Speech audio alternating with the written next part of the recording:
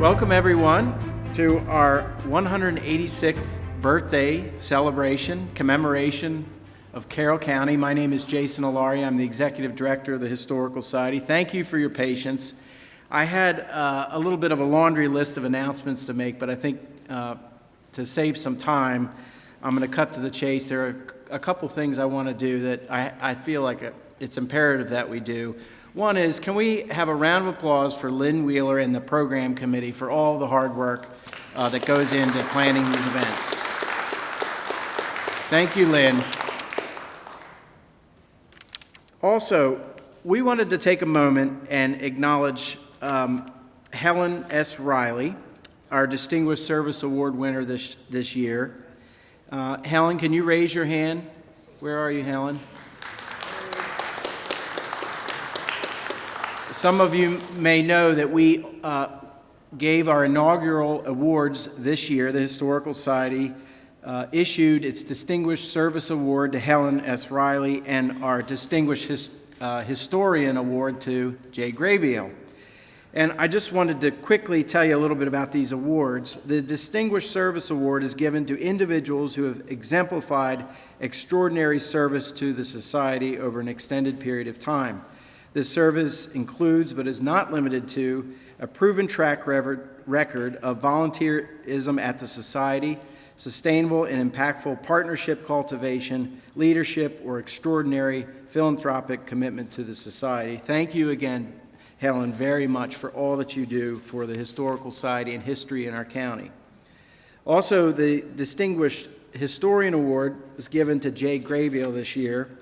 The Distinguished Historian Award is presented to an individual or recognized group that has made an outstanding contribution to advancing the interpretation, appreciation, understanding of Carroll County history by teaching, writing, publications, art, drama, or preserving and restoring historic artifacts and architecture. And Jay was a worthy recipient of that award this year. Our inaugural awards, we'll see that we will have announcements about our upcoming winners this year, and we plan to feature Helen and Jay in our next newsletter and send out appropriate press releases. Jay asked me to keep this brief, and I know we should now with our time. The clock is ticking. Jay Graybeal is a former executive director of the Historical Society. He serves now as the Chief Curator of the Army Heritage Museum in Carlisle, Pennsylvania. His studies in Cooperstown graduate program earned him a Master's of Arts degree in Museum Studies at the State University of New York College of Oneida. His awards include the Army Achievement Medal for Civilian Service, Army Commander's Award for Civilian Service, the Governor's Citation for Public Service, and a Certificate of Excellence from the Maryland Secretary of Housing and Community Development.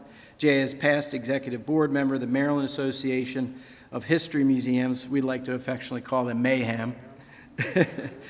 Jay is a past, he's a former director of the Tourism Council for Carroll County and the Community Media Center for Carroll County.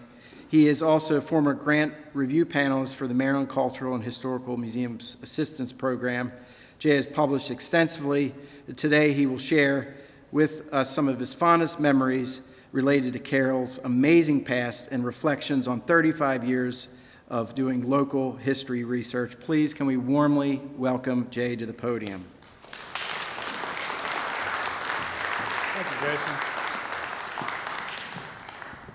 Thank you, Jason, and great to be back with everybody today. It's a wonderful facility, and as Jason mentioned, I'm going to talk about some favorite stories of historical research. In my at least 35 years, I grew up in Manchester, but went off to college when I was 17, came back to work at the Historical Society after working another job on Long Island. I really didn't know a lot about Carroll County history, so what I learned was working at the Historical Society. There were so many people who were helpful along the way. When I came to work there in 1982, Helen Riley worked in the office. Sue Barbera was typing up manuscripts for publication. She'd worked for Joe Getty, who was the director then, and that was our team back in 1982, and learned a great deal from them, and many of the members have been very helpful over the years. This is a very fond place from my childhood. This was my grandfather's country store in Washington County, a little community called St. James near Hagerstown. And every summer, when I was probably 6 or 7 years old, I got to go spend a week with my granddaddy. And he loved history. He loved things. He got me interested in things. An interior shot. That's my grandmother, Goldie, around the old cast iron stove, the potbelly stove. I spent many a day listening to the old folks who came into the store, telling stories, sometimes telling lies. There were some great times. You can see some of the stock that probably hadn't sold, been there since the 1920s. But it was a great place for a kid to play and learn about history. This is a very fond picture. My mother is in the middle there with my grandfather on the left and his sister, Aunt T. And they're at the William McKinley Monument overlooking Burnside's Bridge on the Antietam battlefield. And that became a very focal point growing up, learning about the family. They had one of the Poffenberger farms at Antietam. Got me interested in that kind of history, the social history, but also military history. Then a little later, my grandfather was on the executive committee of the Maryland Civil War Centennial. He'd served 4 terms in the House of Delegates and then got himself appointed to the executive committee of the Maryland Civil War Centennial and took me to the Antietam Centennial in 1962. And this was one of the banners he tore down off of the grandstand. And here, boy, take this with you as a souvenir. We should have a lot of chuckles on that one. That's me, 1962. Proud as can be. I still have the little kepi. I still have the button. And they used Robert E. Lee and Jesse Reno on the right-hand side, who've been killed at South Mountain. We don't see McClellan. He didn't make the button in 1962. Mary Shellman. All of us, I think, are probably familiar with Mary Shellman and why the Historical Society purchased her former home in 1939 when they founded the society. She's very central to our story, but she's just the tail end of the story. And when I came to work for the Historical Society in 1982, my first project from Joe Getty was, you're going to work on restoring the house. They had done a study with Michael Trostel, a great restoration architect from Baltimore. He was a descendant of the Fisher family of Westminster. He had a very personal connection to this property. So that was my first thing to do, was to get up to speed on the history of that. So I spent a lot of time looking at the history of the house. Found out from across the street, this was the Main Court Inn, and this was Jacob Sherman's hotel. He was an innkeeper. Didn't know that at the time. When the Shellman house was threatened, they were going to tear it down to build a gas station. They saved the house, but they tore the building across the street. And this is the Main Court Inn coming down. If you look to the upper left, you can see the rafters. They're taking this building apart, part by part, and they've demolished this whole building. It's right across the street from the Shellman house. So the restoration project, heavily into research. We had the architectural study that Michael had done. It revealed a lot of the physical history of the structure. But Joe was an expert in the land records, taught me a lot of how to do land records. A lot of the material was over in Frederick County because the house was built about 1807, so pre-Carroll County. Did a lot of work in census records to learn who the people were, and that was one of the main focuses of my research, was who lived in the house and what could we learn about them. Estate records were very critical. Always have a will, in most cases had a will of the owner. And then there were inventories of personal property. They literally went through the house and listed everything. And unlike us today with houses full of things, there were not that many things in these homes. So they list them piece of furniture one by one and put an appraised value on it. Sometimes there's a sale of personal property to settle the estate. Then you find out where things went. And then I worked with historical photographs. We'll take a look at a few of those. And then also looking through newspapers, looking for material about the family and about the house. So here's 2 pictures of the Shellman house. Exterior about 1880, and then right after the restoration, about 1990. A little difficult to see, but this is a doorway right here. Doesn't exist now, but you can see where the brick was infilled right here. Those are some of the clues the architectural historian found, and then we tried to explain them as we went through who was living and in some cases working in the house. And that was actually a doorway when one of the daughters had married an attorney about 1880. He had a law office in there, and we see a picture of their parlor. The doorway is not visible, but we'll see that in a moment. Anybody know who this is? As a curator, that's my predecessor. It's Lillian Shipley, an icon of the Historical Society. And it's interesting, she chose to have her picture taken in the old kitchen in the back of the house. And we've got some of the colonial revival icons. You're going to see spinning wheels in a couple of these images. I'm not sure what she has in the document here, but this is the old fireplace. One of the things that we were very excited about trying to figure out, and we partially figured out, something Joe Getty was very interested in, was there was a masonry kind of scar where it's been repointed on the back of the house on the opposite side of this wall. And during the restoration, we took up this flooring in here, and underneath there was a large hollowed out stone that became a floor drain. And that empties out into the backyard. At one time, Joe was thinking it might have been a beehive bake oven. We went around the county looking at different bake ovens and how they were constructed to figure that out. But it turns out that this was a drain underneath the floor there, something we've not seen in any other houses in Carroll County. And this house has a couple unique things like that. This is the hallway when you enter to the right. There was this fantastic French Zuber wallpaper, these printed scenes. There's this panoply of Civil War arms up here hanging off of a gaslight fixture, a musket up here. And it's interesting about the gaslight there.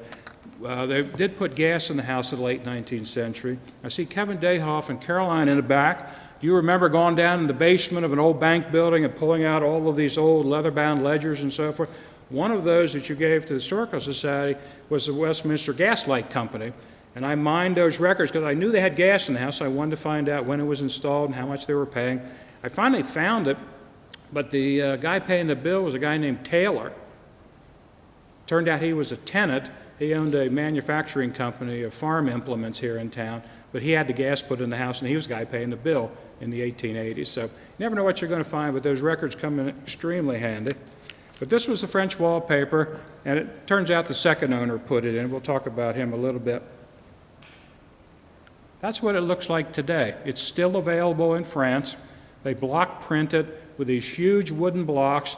This is called the Views of Brazil, and you wonder how exotic that must have been to residents to walk in to see that parlor or hallway. On both sides of the hallway, you had these magnificent scenes of Brazil in those colors, a magnificent thing. And they're giant wooden panels, and it takes a different block for each color, so it's block printed that way. It's amazing stuff. You can still buy it.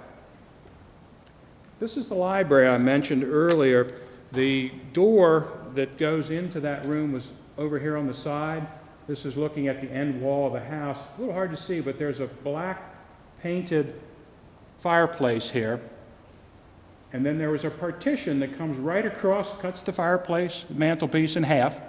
And that doorway, as I say, was to the left here.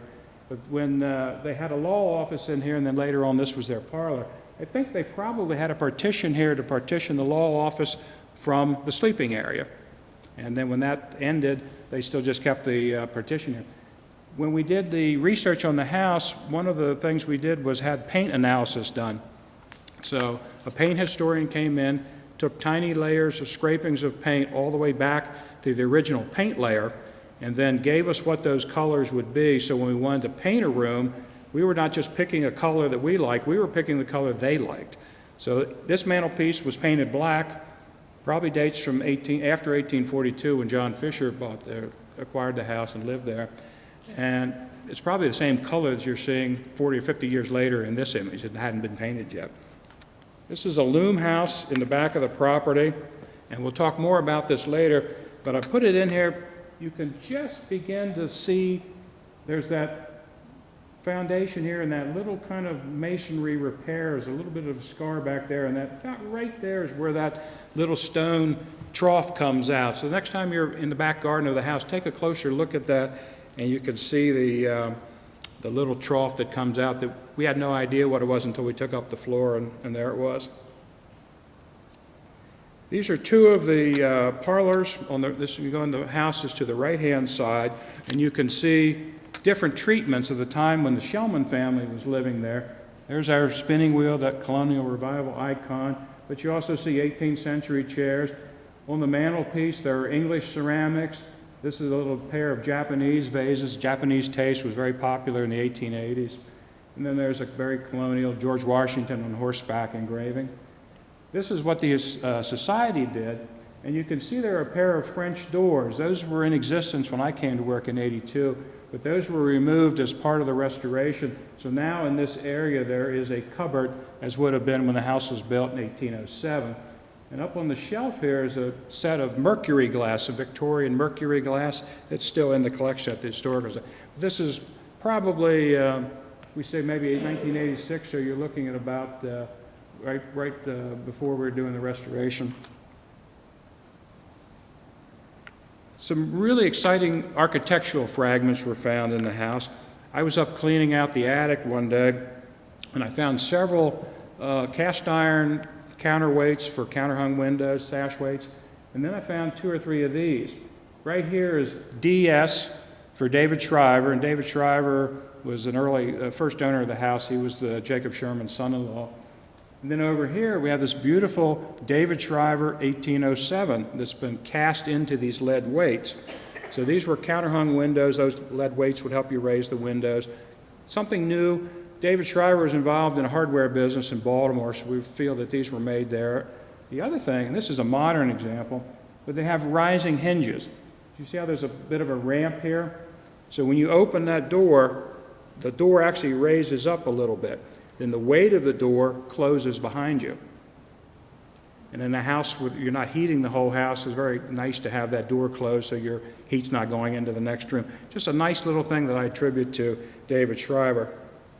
So now we're going to make our way through the households. Jacob and Elizabeth Sherman. Jacob bought the property, built the house, had a son-in-law, David Shriver Jr., and their daughter Eve. They were married, and I think the intention was for them to all live in that house together. He was selling the Westminster Hotel that he'd built across the street. He's 50 years old, which is a typical retirement age back then. There was an opportunity, I would call it, for David to go work on the National Road. So he went west, and the Shermans paid them for the property, about $3,500 for this property. And they moved out, and then the Shermans are there. So they're there from about 1807 to when Sherman dies in 1822. Then his widow lives until 1842. So that's our first residence. There are no images of either of the Shermans, so we don't really know what they look like. We do have his tombstone. I'll let you all read that epitaph that was carved into his tombstone. This is in the Westminster Cemetery. It's not unusual for a person to have this carved in their stone. There's a number of them, but this is one of the more common, this theme that I used to be alive, now I'm dead, and you're close to being next. This is one of the documents, and I'm going to read this, so don't try to read, it's too hard.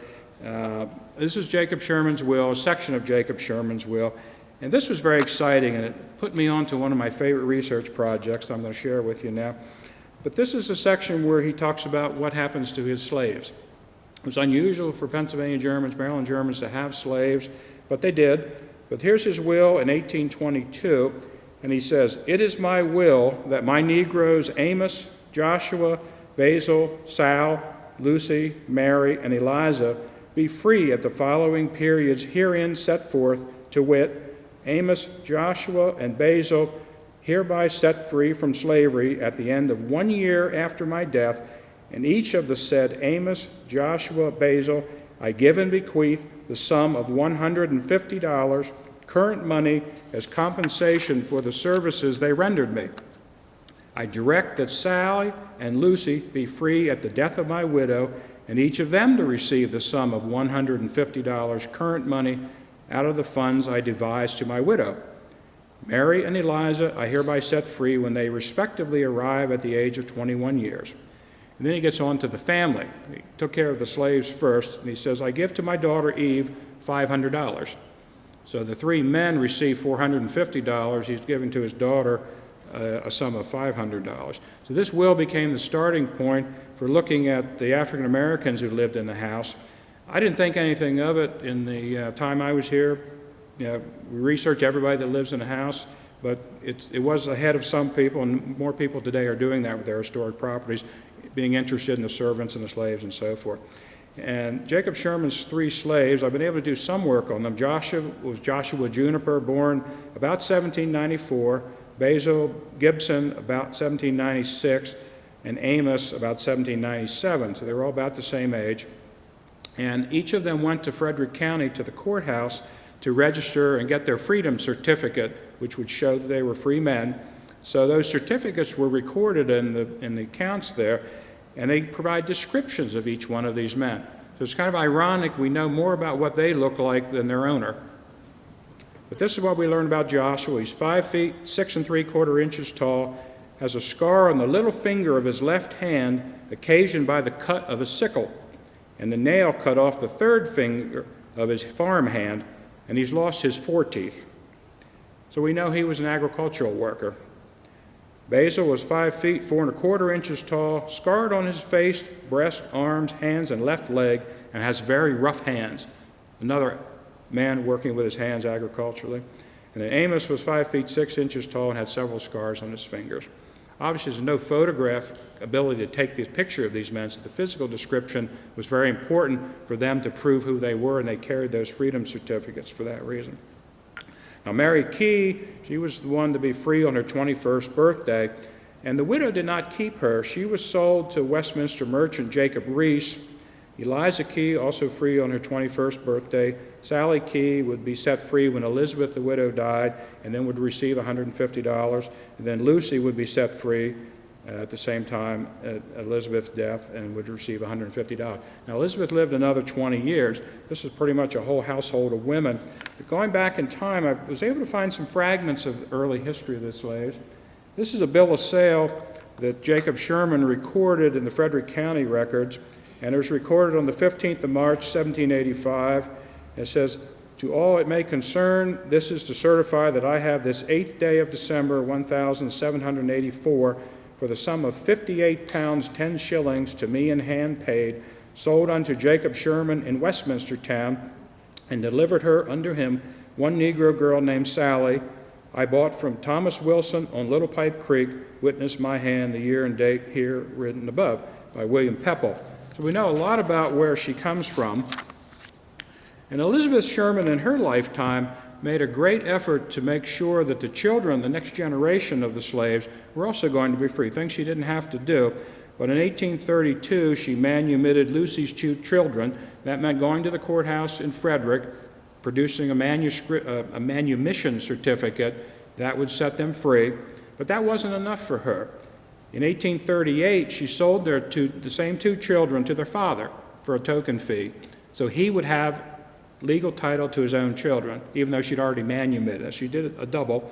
And then in 1842, she recorded a document that freed 12-year-old Sarah Brown on her 16th birthday. And then on the same day, she sold her as well, to her family members. So she doubled again. Pretty interesting.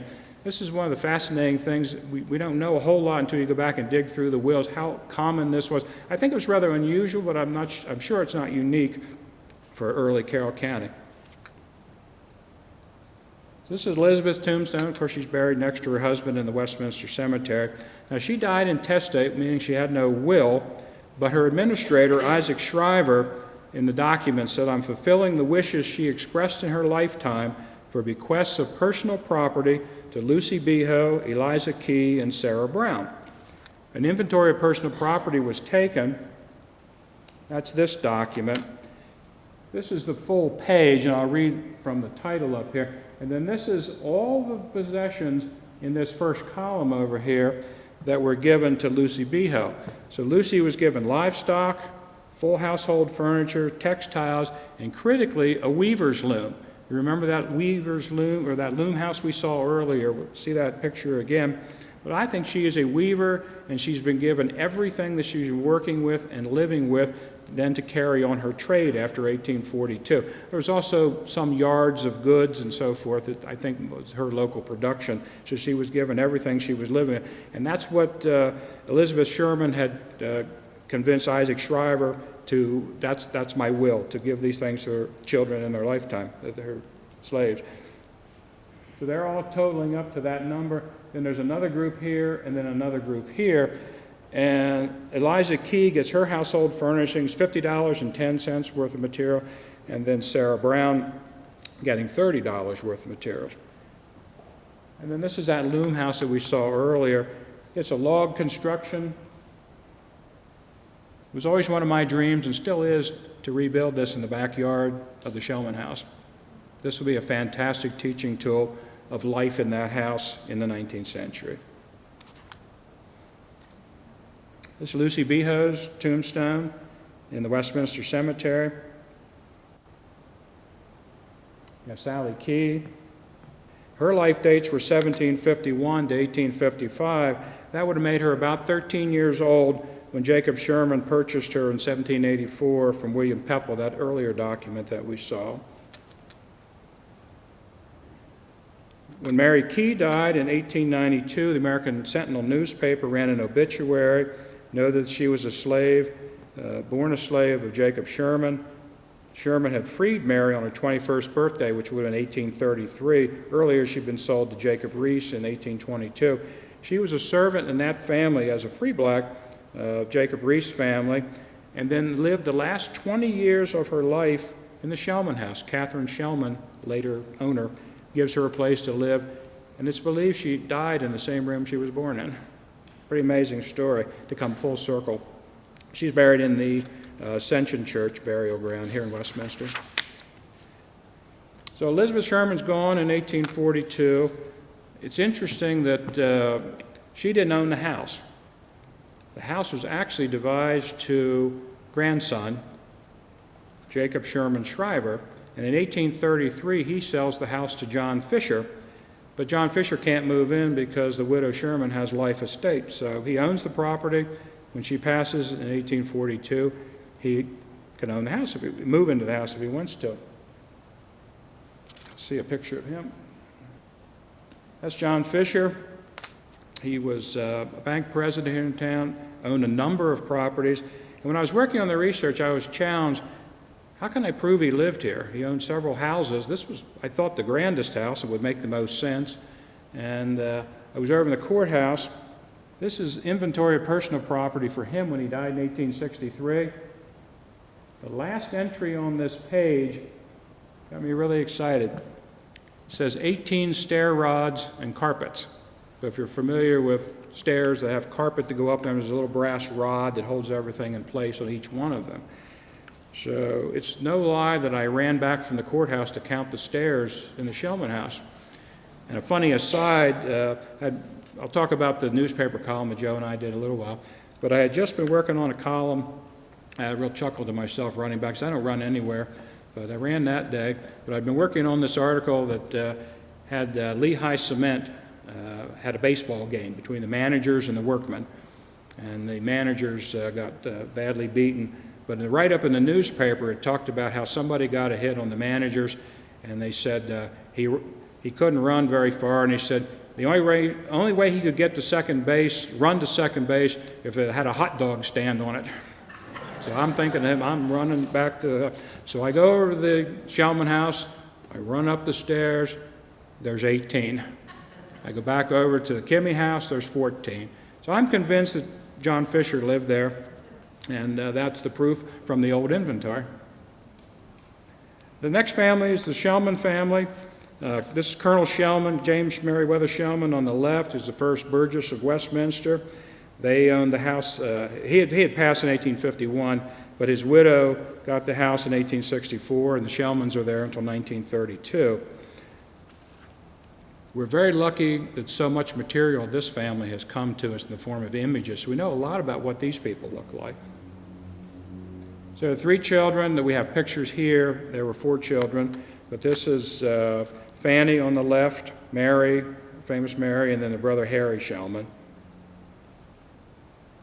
And someone else that plays into this is Paul Reese.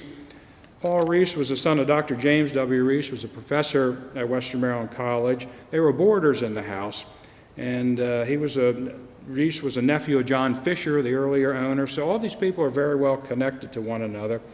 And Paul invited Mary Shellman to live with his family in Texas in 1932, and that's when she moves from Westminster.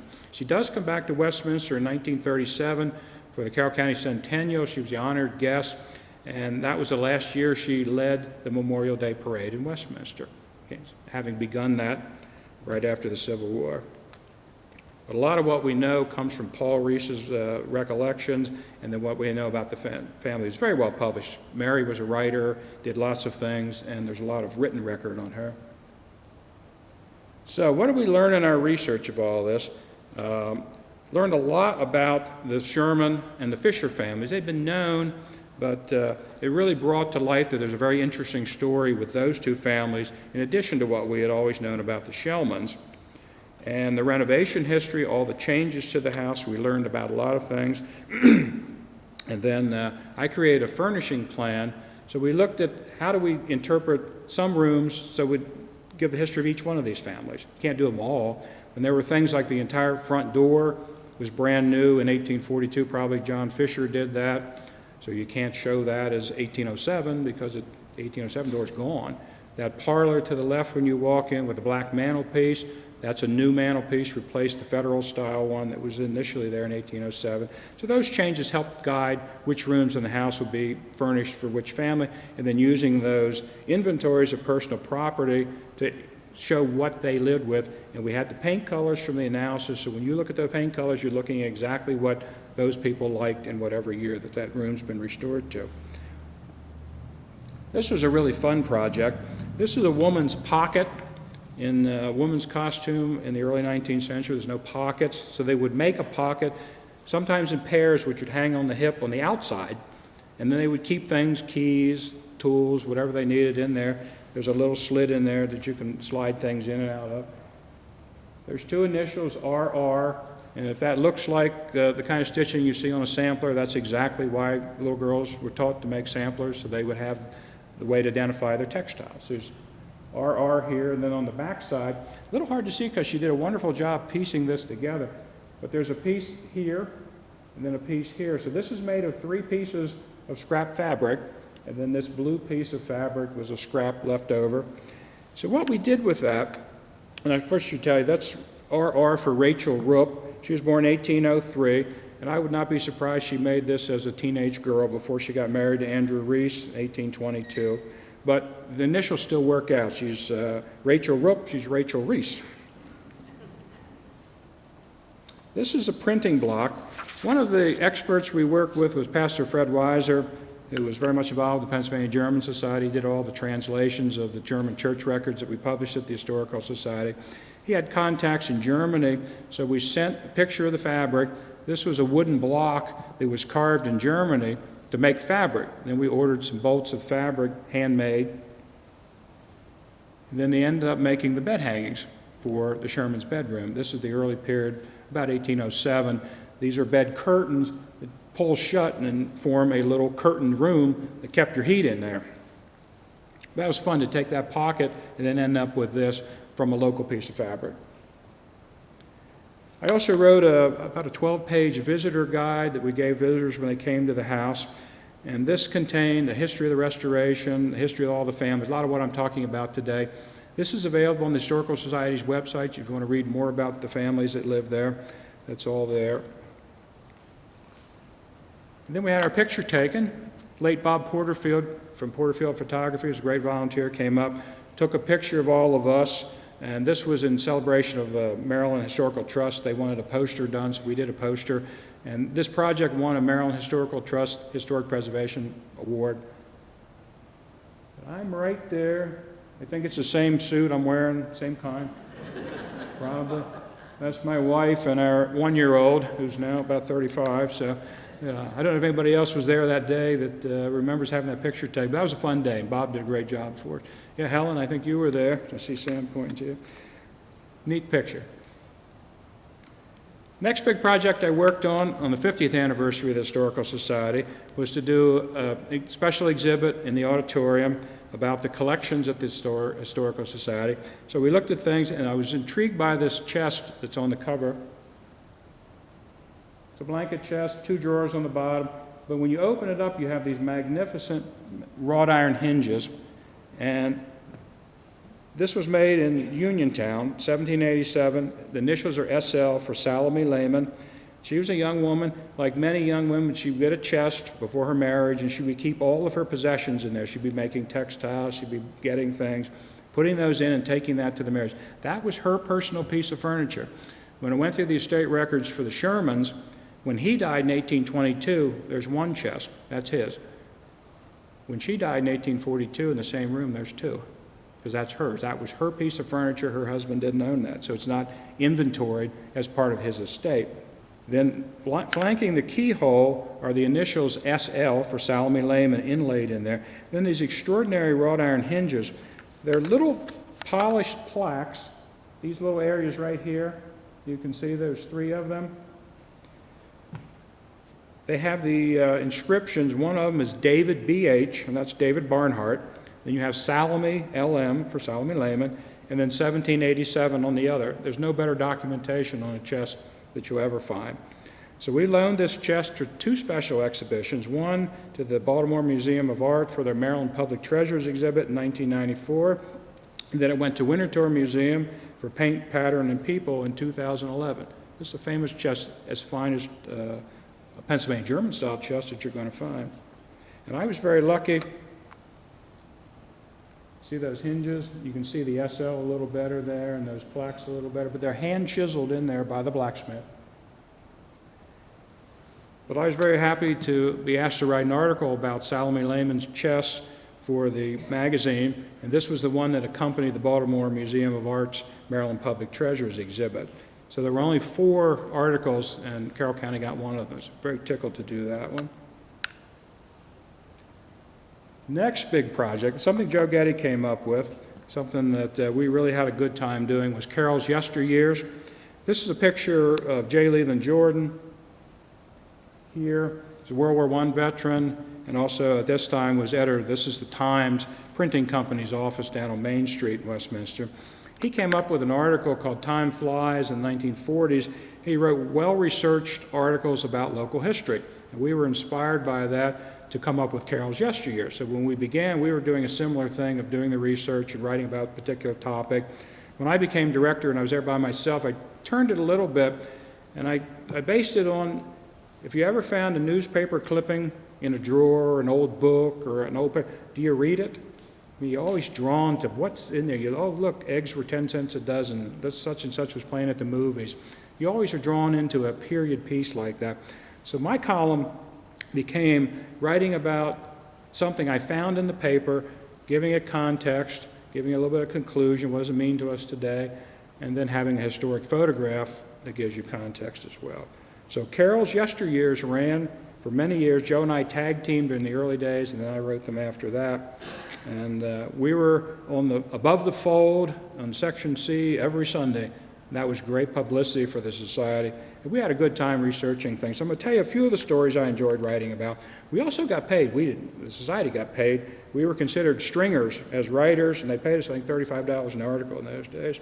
But it was great publicity. We looked at holidays, disasters, election, community events. These articles are available on the Historical Society's website. So you can go back and read them. They're wonderful things to go back and see. One of the ones I wrote about was Charles Hampton Smith. When I found a picture of him in the archives downstairs at the Society's library, it was inscribed on the back of the picture on the left, "First American killed on Cuban soil in the Spanish-American War." I was really intrigued by that. Looked into him. He was born in Smallwood, 1867, joined the Marines in 1893, and went around the world. He's left some letters that talked about he met people everywhere, and he loved everybody. It was a very interesting story. When the Spanish-American War broke out, they created a special Marine battalion, the 1st Marine Battalion, to land, and they landed unopposed on Guantanamo Bay on the 10th of June, 1898. And the following day, Sergeant Smith and 2 privates were out scouting, and they were ambushed and they were killed in action. Not sure he was the first, but it was the first action. He was certainly killed. The novelist Stephen Crane, who wrote The Red Badge of Courage, most of us are familiar with, he accompanied the battalion, and he described the action that night, because then they attacked the Marines' camp, the Spanish did. He wrote, this is what it was like: 1,000 rifles rattling and the field guns booming in your ears, with the diabolical Colt automatic clacking with the roar of the U.S. Marblehead coming in from the bay, and last, with Mauser bullets sneering, always in the air, a few inches from one's head. Exciting. Smith's funeral, which we're seeing here on the right, they're actually lowering the coffin into the grave. It's an amazing image. You see the dirt here from the excavation.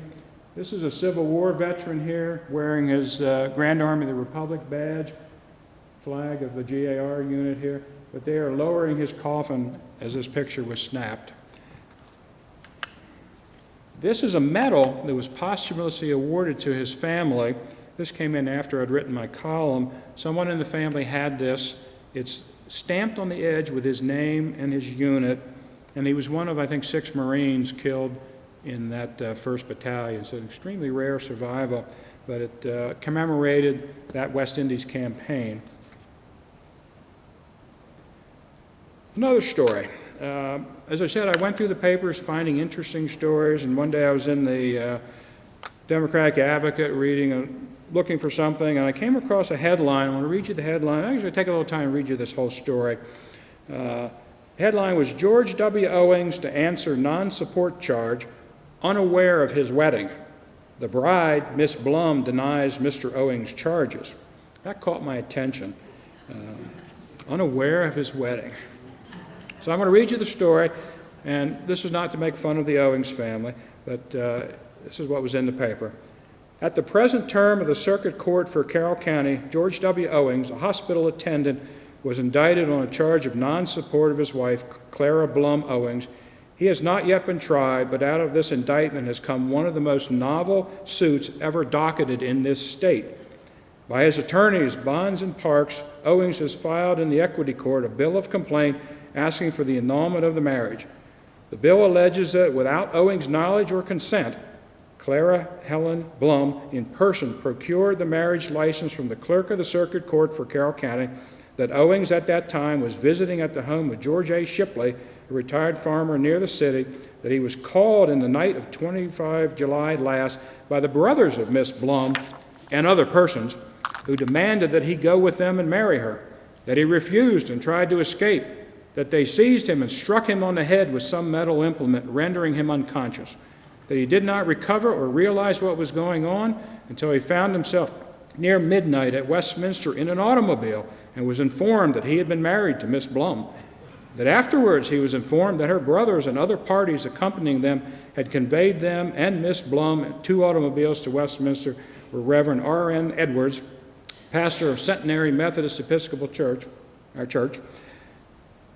But on the way home, he managed his escape, that he has never in any way ratified the marriage nor lived with Miss Blum as her husband. Miss Owings, by her attorneys, Theodore F. Brown and Edward O. Wendt, have filed her answer denying all the allegations of the bill of complaint except as to the fact of the marriage. She declares that she procured the license at the request of Owings, that the marriage was entered into in accordance with an engagement existing for several months. The marriage was free and voluntary act of Owings, and at the ceremony they went to her home where they spent the night. And the next day her husband left home, promising to return on the following Wednesday, saying he was going to his work in Baltimore County. But that since that time he has refused to discharge his marital obligations and has brought the suit for annulment for the purpose of evading them. County marriage license records show that Miss Blum did procure the license, giving the groom's age as 28 and her own as 21. The clergyman who performed the ceremony says he noticed nothing of an unusual character attending the directors. Well, the case was tried in February 1922, and the paper reported that he lost his case. I was curious. I stopped at that time when I wrote that article in the mid-1990s, but there have been some new resources I'll talk about later. But I decided to see what happened to George and Clara. There's their tombstone. It's in Deer Park Cemetery, and it looks like they stayed together until George Owings' death in 1968. This is from a wonderful site called Find a Grave, where people take pictures of tombstones and give information about them. There's 4 children linked to this family as well. So I think there's a more happy ending than the 1922 lawsuit that he was looking for an annulment. But the stuff you find. Then the funniest one. This is a Sunday paper one day, the clipping. I had a picture, a stock picture for Carol's yesteryears. Ann Landers had one for her. And when they were compositing the paper, which they did by hand back in the early 90s, they put my picture with Ann Landers. So I say I was Ann Landers for a week. I can't tell you how many compliments and questions I got of people. Jim Leo, the Times editor, came up to me with this terrible sob story of something. I can't remember what it was, but we were yelling at each other back across the newsroom. But I'll never forget the poor young woman who, when I told her, "Do you know what you did to my column last week?" "No." I said, "We swapped pictures with Ann Landers." I thought she was going to fall out of the chair. She turned white. But, we all got a good laugh out of it. Next big project was a book project on the Great War. Showed you a picture of my grandfather earlier. That was his generation, and it was coming up on the 75th anniversary in 1993, and I thought we should do something to recognize this generation. There were still some veterans alive, a few of them, and my grandfather at that time was a principal in a small school in Washington County, and when school let out in the spring of 1918, he was unemployed, so he went to Baltimore and he found a job working at Bethlehem Steel as an inspector at a shipyard. And I have all of his letters at home where he wrote back to his mother, and the draft board was after him to register and come visit them. So he wrote back and forth. I was raised in the Church of the Brethren here in Westminster. That was the family religion. So he was writing to his mom in 1918, now tell me, why are we opposed to war? Why are we objecting? And she'd write back, and he would have all the information. So he went to the draft board when he was called, and he told his story, and then he was rejected. And he wrote his mother, I went to the draft board today and I was rejected. Her next letter is indignant after been helping him for weeks to come up with a reason. She said, "Well, how dare you reject my boy?" One of the funniest things, the neat thing, there were postcards in there that he would write home to his mother in 1918, mail it from Baltimore at 10 o'clock in the morning, so I'll be on the 6 o'clock train, pick me up. And the mail was there. Amazing, huh? From Baltimore to Hagerstown by train. So this was the cover of the book that we did, listing as many Carroll County people as you find, maybe 1,000 of them, lots of letters that we had in the collection. Those were a lot of fun, but great pictures in the collection. We illustrate a lot of these as well.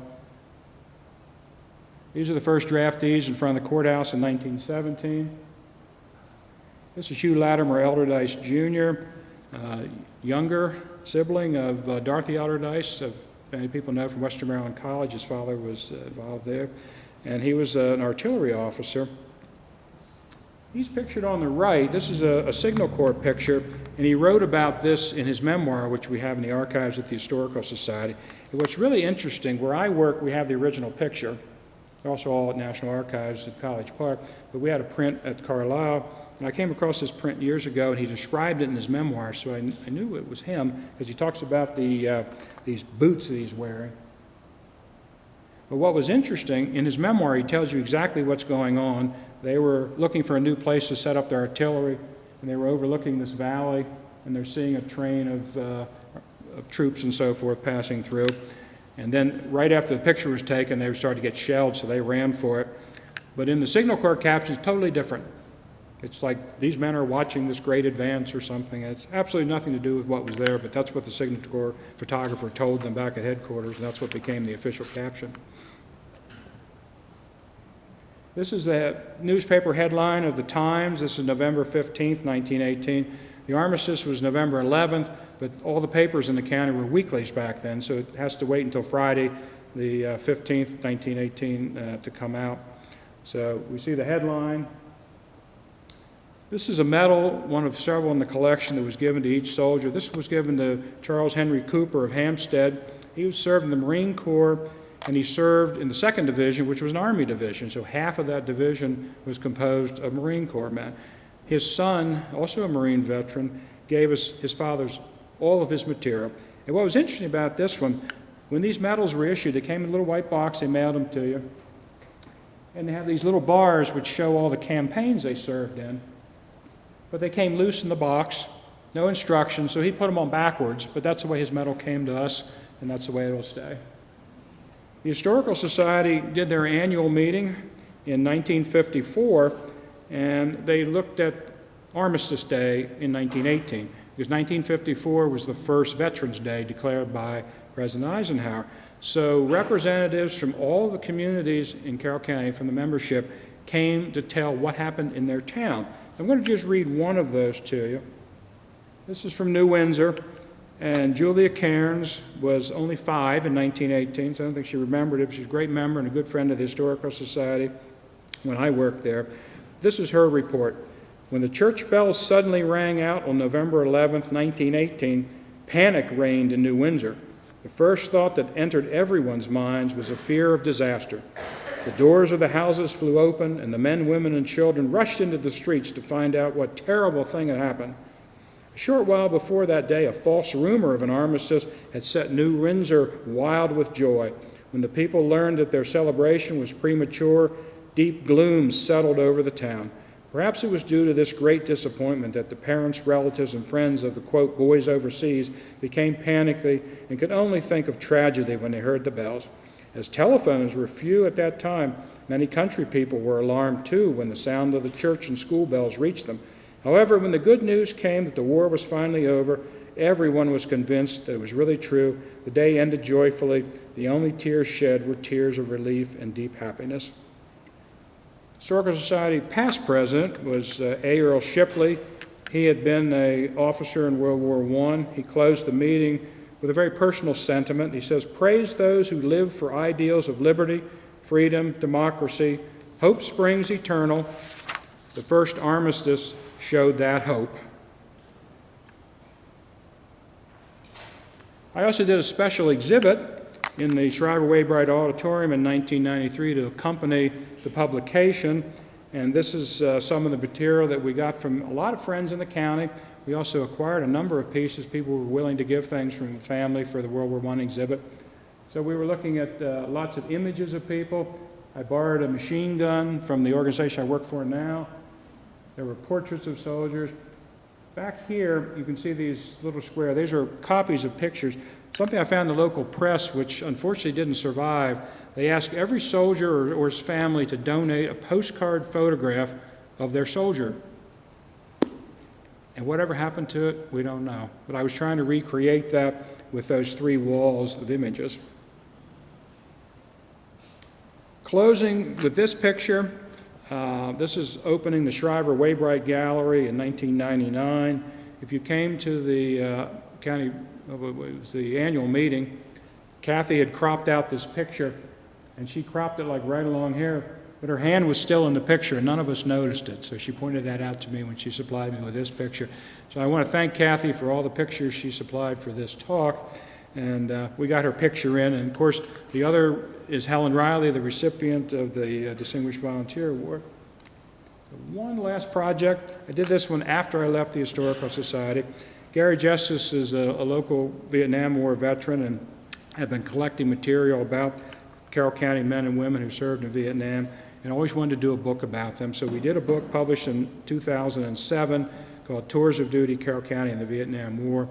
And it's articles about the conflict from the local press. It's interesting to see how things go from 65 to the late 60s, early 70s, how opinion changes, how things happen. We also found every veteran from newspaper articles. We came up with a roster. Something I did in the World War I book was very easy because the state published all the people from the state of Maryland who served in the Great War. We made our own. I think it's a nice contribution to what we know about Carroll County at that time period, and it certainly honors the veterans who served in that war. And last, the favorite part, are there any questions about what we've done?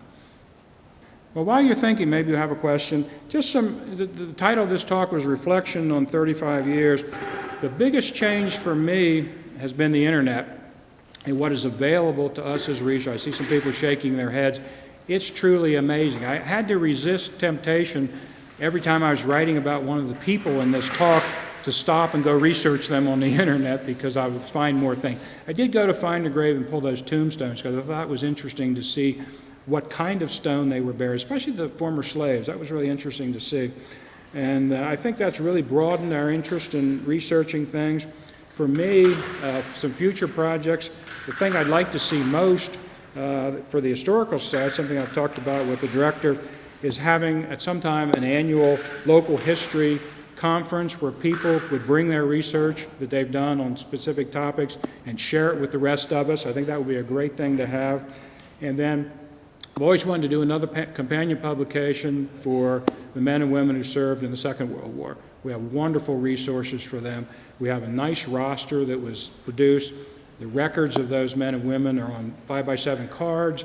That's something that I hope to get to before too long in retirement. Mimi, a question? You mentioned the French doors on either side of the the fireplace in what we call the dining room. Right. When were they added? and why were they taken out? She is asking about the French doors. They're only on the right-hand side of the fireplace, but they let out into a side yard. The Sanborn fire insurance maps, I think, date them early 20th century, late 19th century, but we know when they were put in by the Shellman family. When I came to work, the restoration plan had been done by Michael Trostel and approved by the Maryland Historical Trust, which had easements on the house. So that was a decision made before I got to work there. They were going to be restored back to cupboards as they were. And there was a like an oriel window that comes out, like this one on the Kimmy house is still there. That was also on that side house. So those things were removed to return the house to the 1807 plan. Yeah, because you really can't see on that wall on the outside any evidence that bricks are new or anything. Right. One of the things we did with the restoration for the bricks, I went out to Cushwall Brick, where they make handmade style bricks in Washington County, and we went around to different stacks with samples of brick to find the right ones. And then when we found the right brick, they fired, I think, 10,000 of them to that recipe, if you will. And that's what we did the brick with. And I'll tell you funny, you remember President of the Historical Society, Joe Beaver, bank president? He was president of the society when I came to work here. And we were out watching the bricklayer, an older gentleman, been laying brick for 40 or 50 years probably. And he said, Jay, tell him next time, don't use the string. He can do that by eye. That's the way he should be laying that brick. So the chimney closest to the alley, I mean, it's absolutely rock solid, perfect. The one on the other end of the house, he laid the other way. So they're slightly different. But they're both laid with that same brick from Cushwall Brick out in Washington County. Thanks, Mimi. Yes, sir. Was there any indication that the families tried to educate the slaves? The question was there any indication that the slaves were taught to read or write? I don't know. I'm guessing perhaps, but I don't know. I think that's one of the areas that is really, could be researched much further. What I did in the 90s, 80s, and 90s could be taken so much farther today. There's so many more records available. I don't know. It'd be interesting to see if any writings survive.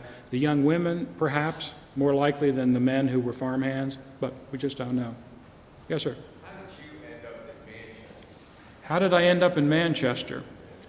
Well, my folks went to University of Maryland. My dad was from Cecil County, my mom was from Washington County, and Carroll County was pretty much in the middle. And my dad got a job, he was teaching at Manchester High School, and then was principal at North Carroll High School, and then went over to work at the central office building. So that's how we ended up in Manchester. Yes, sir. Will your presentation or any of the images be available on the internet? His question is, are any of these images going to be available on the internet? This presentation and the slides will be available online. And then there's so many more that the Society has digitized a lot of images, but not all of them. Yeah. Yes, Ann? Any special memories of the Tracy collection? Oh, memories of the Tracy collection, yeah. Probably the most amazing couple doing local history, Arthur Tracy and his daughter Grace from Hampstead.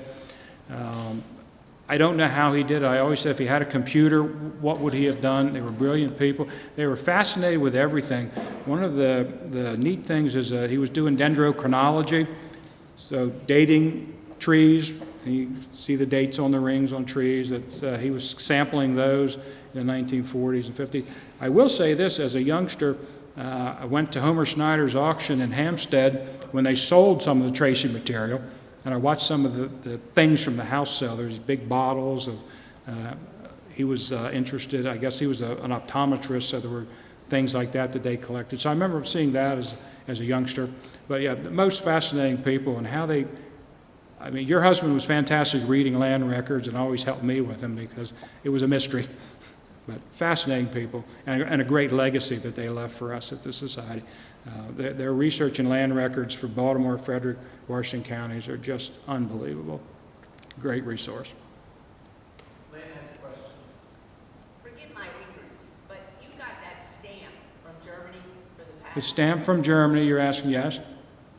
Did you use that stamp to create those bed covers? We had someone do that who makes those. Yeah, the hand stamped it. How many stamps did they have? Just the one, it's repeated over and over and over. Oh my God. Yeah, takes time. But that was the fun part of getting that piece right, that you can see something that looks like it did in the 18th century, all coming from a local young woman's pocket that, gosh, we don't use anymore. We all have our own pockets. Wow. All right, thank you, everyone. I really appreciate the opportunity to share some fun memories today.